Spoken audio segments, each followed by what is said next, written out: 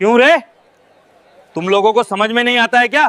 बिना मांगे पैसे दे दिया करो वरना तुम्हारी दुकानों को उठा के फेंक दूंगा। अलीगढ़ जिले की सबसे बड़ी पुलिस अधिकारी आईपीएस मीरा वर्मा दिवाली के दिन अपनी महंगी सरकारी गाड़ी छोड़कर एक साधारण ऑटो रिक्शा से गंगानगर मार्केट पहुंची थीं। उनका इरादा सिर्फ अपनी छोटी बहन सानवी के लिए कुछ ज्वेलरी खरीदना नहीं था, बल्कि शहर की नब्ज को समझना भी था कि क्या उनके क्षेत्र में लोग सुरक्षित और खुश हैं। मीरा ने सफेद सलवार सूट और गहरे लाल रंग के दुपट्टे के साथ आंखों पर साधारण चश्मा लगा रखा था। वह भीड़ में बिल्कुल घुल मिल गई थीं। बाजार की रौनक मनमोहक थी। कहीं मिट्टी के दियों की खुशबू, कहीं ताजी बनी जलेबियों की मिठास और चारों तरफ रंगीन झालरों की रोशनी। जब वह एक ज्वेलरी की दुकान पर चांदी के आभूषण देख रही थीं, तभी सड़क पर एक शोर सुनाई दिया। एक पुलिस जीप सायरन बजाती हुई तेजी से भीड़ को चीरती हुई आई और एक मिठाई के ठेले के पास रुक गई। यह ठेला था गोपाल काका का, जो पिछले 5 सालों से इसी बाजार में अपनी जगह बनाकर मुश्किल से अपना गुजारा करते थे। आज दिवाली की बिक्री उनकी साल भर की जमा पूंजी होती थी। जीप से उतरकर बाहर आया इंस्पेक्टर अशोक त्रिपाठी। उसके चेहरे पर घमंड और आंखों में सत्ता का नशा साफ झलक रहा था। ओए बुड्ढे, रास्ते पे दुकान क्यों लगाई है? इसे अभी हटा ले, नहीं तो तेरा ठेला तोड़ डालूंगा। आज मेरी वीआईपी ड्यूटी है। मुझे यहां से वीआईपी मूवमेंट करवाना है और तूने रास्ता रोक रखा है। तू जानता नहीं मैं कौन हूं? अशोक दहाड़ा। गोपाल काका, जिनके हाथ कांप रहे थे, पास आए और हाथ जोड़कर बोले, साहब रहम करो, बस 2 घंटे की बात है, थोड़ी मिठाई बिक जाए तो तुरंत हटा लूंगा। अशोक ने उनकी बात बीच में काटी। बंद कर अपनी बकवास। यहां वीआईपी की बात चल रही है, तेरी बीवी की नहीं। चल हटा इसे। तभी एक कांस्टेबल ने अशोक के कान में फुसफुसाया, सर, इतनी छोटी सी बात पर क्यों चिल्ला रहे हो? अशोक ने गुस्से में उस कांस्टेबल को फटकारा और सीधे गोपाल काका के ठेले पर लात मारी। ठेला पलट गया। ताजे बने लड्डू, बर्फी और दिवाली के लिए खास तौर पर बनाई गई गुजिया सड़क की धूल में बिखर गईं। गोपाल काका को गहरा धक्का लगा और वह वहीं पर रोने लगे। यह दृश्य मीरा के लिए सिर्फ एक दुर्घटना नहीं, बल्कि उनकी वर्दी और उनके विश्वास पर किया गया हमला था। उनके हाथ अनायास ही मुट्ठी में कसमस आ गए। उनकी नजरों के सामने एक सेकंड के लिए उनकी आईपीएस ट्रेनिंग, उनका शपथ ग्रहण और उनके माता पिता का चेहरा घूम गया, जिन्होंने हमेशा उन्हें सिखाया था कि शक्ति का उपयोग संरक्षण के लिए होता है, दमन के लिए नहीं। मीरा ने सनग्लासेस उतारे और इंस्पेक्टर अशोक की तरफ बढ़ी। इंस्पेक्टर, यह क्या कर रहे हो तुम? एक बेकसूर आदमी के पेट पर लात मार रहे हो। मीरा की आवाज में एक ऐसी धार थी जो अशोक ने शायद अपने पूरे करियर में नहीं सुनी थी। अशोक ने मीरा को देखा। उसकी घमंड भरी हंसी आसमान में गूंजी। कौन हो तुम मैडम? यहां पुलिस का काम चल रहा है, जाकर घर में अपनी रसोई संभालो। तुम्हें क्या पता वीआईपी ड्यूटी क्या होती है? यह पुलिस का मामला है, दूर रहो। उसने और भी बदतमीजी करते हुए मीरा के दुपट्टे की तरफ हाथ बढ़ाया। शायद तुम्हें अंदर आकर ही पता चलेगा कि पुलिस का काम क्या होता है, या क्या पता आज तुम्हें यहीं दिवाली गिफ्ट दे दूं। बस। अशोक की यह आखिरी सीमा थी। मीरा की आंखों में अब कोई दया नहीं थी, सिर्फ कर्तव्य की आग थी। तुम अपनी वर्दी का गलत इस्तेमाल कर रहे हो। तुम्हें गरीबों को इस तरह सताने का कोई अधिकार नहीं है। दिवाली है, किसी को परेशान क्यों कर रहे हो? उन्होंने तुरंत अशोक का हाथ पकड़ा। अशोक को लगा जैसे किसी ने उनके हाथ को लोहे की रॉड से दबा दिया हो। दर्द से कराहते हुए वह पीछे हटा। मैडम, ये क्या कर रही हैं आप? छोड़िए मुझे। मीरा जोर से बोली, आप लोग देखिए, यह है वर्दी का अपमान करने वाला, जिसने अपनी शक्ति का उपयोग रक्षा के लिए नहीं बल्कि उत्पीड़न के लिए किया। मैं इस जिले की आईपीएस अफसर हूँ। तुझे बहुत जल्द इसका अंजाम भुगतना पड़ेगा इंस्पेक्टर। इस पल से इंस्पेक्टर अशोक त्रिपाठी सस्पेंड है। एक जोरदार झटके के साथ मीरा ने अशोक को सड़क पर फेंक दिया। मीरा ने अपनी जेब से फोन निकाला और पुलिस कंट्रोल रूम को सीधे आदेश दिया, इंस्पेक्टर अशोक त्रिपाठी को तत्काल प्रभाव से हिरासत में लिया जाए। वह विभागीय जांच पूरी होने तक जेल में रहेगा। और हां, गोपाल काका के ठेले को हुए नुकसान का मुआवजा मेरे निजी खाते से तुरंत दिया जाए। रिपोर्ट मुझे शाम तक चाहिए। अशोक त्रिपाठी का सस्पेंशन अगले दिन की मीडिया की सुर्खियां बन गया। लेडी आईपीएस के दबंग एक्शन पर आज हम बात करेंगे। जी हां, ये घटना समाज में एक महत्वपूर्ण संदेश देती है। लेकिन अशोक त्रिपाठी इतना आसानी से हार मानने वाला नहीं था। उसकी पहुंच शहर के सबसे बड़े भू माफिया रुद्र प्रताप तक थी, जो अक्सर पुलिस और राजनीति के गलियारों में अपना काम करवाने के लिए अशोक का इस्तेमाल करता था। सस्पेंड होने के 24 घंटे के अंदर अशोक ने रुद्र से मुलाकात की। साहब, उस लड़की ने मेरी इज्जत की धज्जियां उड़ा दी। भरे बाजार में मुझे उठाकर पटका। आपको अब मेरी मदद करनी होगी। मुझे वापस नौकरी चाहिए और उस मीरा को सबक सिखाना होगा। रुद्र प्रताप एक चालाक और ठंडा दिमाग का आदमी था। उसने कहा, अशोक, तुम्हें बस इतना करना है कि उस पर सत्ता के दुरुपयोग का केस ठोकना है।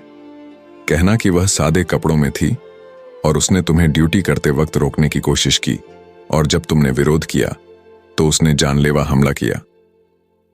2 दिन बाद दिवाली का त्योहार अपने पूरे शबाब पर था। एक तरफ मीरा अपने परिवार के साथ दिए जला रही थीं, दूसरी तरफ उनके खिलाफ मीडिया ट्रायल शुरू हो चुका था।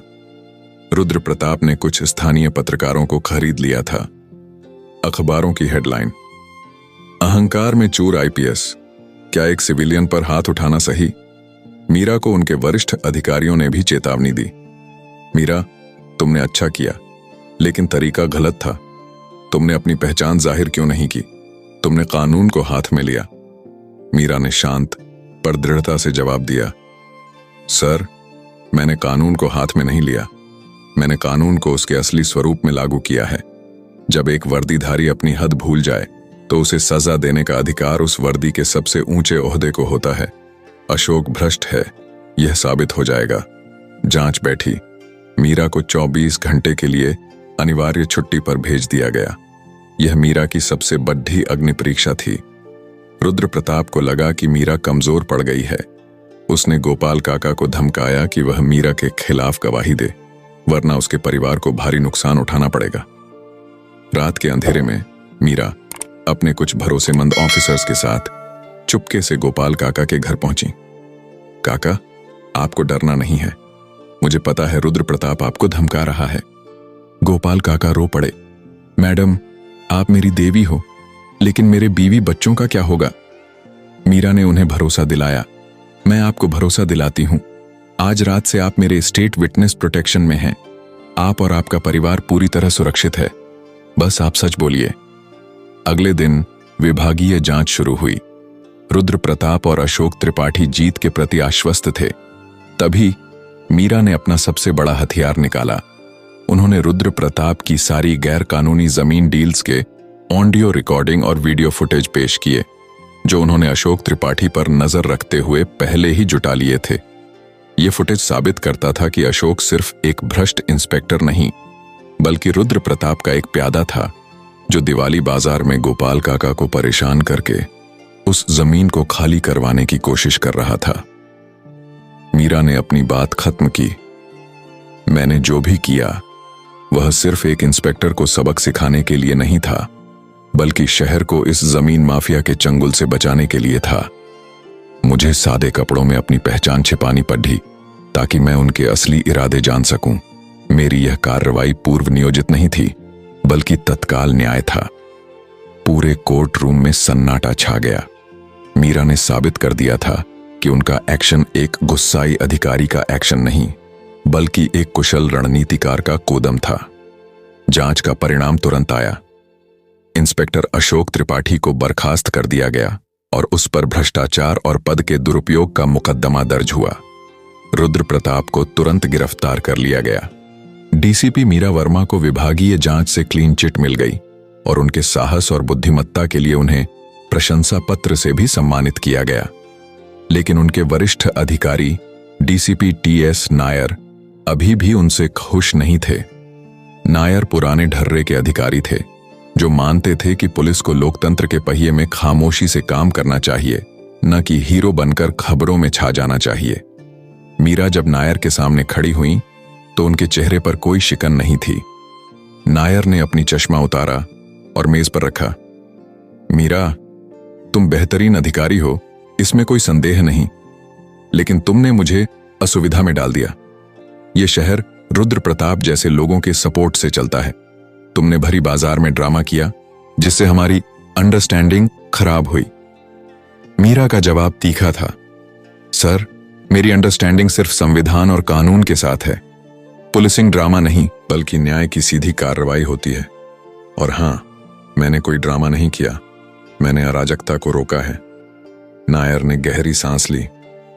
ठीक है, तुमने इस केस में तो जीत हासिल की, लेकिन मैं तुम्हें बता दूं, अशोक त्रिपाठी को तुमने हवा में क्यों उठाया? तुम्हारे अंदर की नाराजगी साफ दिखाई दे रही थी। क्या यह वही अतीत का साया है जिसने तुम्हें इतना आक्रामक बना दिया है? नायर का इशारा मीरा के अतीत की तरफ था। एक भ्रष्ट इंस्पेक्टर ने मीरा के पिता को भरी बाजार में अपमानित किया था। उस अपमान के सदमे से कुछ ही महीनों में उनके पिता की मृत्यु हो गई थी। मीरा ने तभी ठान लिया था कि वह वर्दी पहनकर उस हर भ्रष्ट इंस्पेक्टर को सबक सिखाएगी। नायर ने मीरा की चुप्पी को देखकर कहा, व्यक्तिगत बदले को ड्यूटी मत बनाओ मीरा, तुम बहुत आगे तक जाओगी, लेकिन इस तरह की हीरोगिरी तुम्हारी राह में रुकावट बन जाएगी। मीरा ने पहली बार नम्रता से सिर झुकाया। सर, मैं स्वीकार करती हूं कि मेरे एक्शन में मेरा व्यक्तिगत दर्द शामिल था, लेकिन मैं यह भी दावा करती हूं कि मेरा दर्द कभी भी मेरे कर्तव्य पर हावी नहीं होगा। नायर ने उन्हें एक अंतिम चेतावनी दी और छुट्टी दे दी। मीरा जानती थी कि यह संघर्ष अभी खत्म नहीं हुआ है। दिवाली की शाम थी, पूरा शहर रोशनी से जगमगा रहा था। मीरा घर पर अपनी छोटी बहन सानवी के साथ थी। सानवी उनकी हर बात समझती थी। सानवी ने मीरा के हाथ में एक छोटा सा दिया रखा। दीदी, तुम हार गई। डीजीपी सर ने क्या कहा? मीरा ने अपनी बहन को गले लगाया। हार नहीं सानवी, बस एक और लड़ाई जीतने का तरीका ढूंढना है। डीजीपी सर को लगता है कि मेरे अंदर बदले की भावना है, शायद वह गलत नहीं है। सानवी ने प्यार से मीरा के माथे पर टीका लगाया। तुम बदला नहीं ले रही हो दीदी, तुम संतुलन बना रही हो। पापा हमेशा कहते थे कि एक गलत आदमी की ताकत को रोकने के लिए 100 सही लोगों का मौन तोड़ना जरूरी है। तुमने गोपाल काका और बाजार के सभी लोगों का मौन तोड़ा है। बहन के ये शब्द मीरा के लिए सबसे बड़ी शक्ति थे। तभी उनका फोन बजा। कॉल कंट्रोल रूम से थी। मैडम, रुद्र प्रताप ने हवालात में आत्महत्या करने की कोशिश की है, उसे हॉस्पिटल ले जा रहे हैं। मीरा तुरंत समझ गई कि यह कोई आत्महत्या की कोशिश नहीं, बल्कि रुद्र प्रताप का अंतिम दांव है। वह जानता था कि जेल में वह सुरक्षित नहीं है, इसीलिए वह अस्पताल जाकर वहां से भागने की कोशिश करेगा या किसी राजनीतिक संरक्षण की आड़ लेगा। मीरा तुरंत अपनी वर्दी पहनकर दिवाली की रात में अस्पताल पहुंची। रुद्र प्रताप को इमरजेंसी वार्ड के एक अलग कमरे में रखा गया था। जैसे ही मीरा कमरे में दाखिल हुई, उन्होंने देखा कि रुद्र प्रताप बेड पर लेटा है, लेकिन उसकी आंखें खुली हैं और वह एक डॉक्टर से कुछ फुसफुसा रहा है। यह डॉक्टर भी अशोक त्रिपाठी का भाई निकला, जो उसकी मदद के लिए तैयार बैठा था। मीरा को देखते ही रुद्र प्रताप ने जोर से चिल्लाना शुरू कर दिया। देखो, यह आईपीएस अफसर, यही मेरी जान लेना चाहती है। इसने मुझे सस्पेंड करवाया, अब मारना चाहती है। डॉक्टर ने विरोध किया। मैडम, आप यहां नहीं आ सकती, यह पेशेंट का कमरा है। मीरा ने डॉक्टर को धक्का दिया और सीधे रुद्र प्रताप के पास गईं। रुद्र ने सोचा कि मीरा अब उस पर हमला करेंगी और वह इसे आत्मरक्षा का बहाना बनाकर भाग जाएगा, लेकिन मीरा ने हमला नहीं किया। वह शांत खड़ी रहीं और अपनी आवाज को इतना धीमा किया कि सिर्फ रुद्र प्रताप सुन सके। रुद्र प्रताप, तुमने सोचा कि अस्पताल जाकर तुम भाग जाओगे या राजनीतिक सहारा ले लोगे? मैंने तुम्हें जेल से इसलिए निकाला ताकि तुम पूरी दुनिया को बता सको कि तुमने क्या क्या गलत किया है। मीरा ने अपनी जेब से एक डिजिटल रिकॉर्डर निकाला और रुद्र के सामने रखा। यह एक रिकॉर्डर है रुद्र।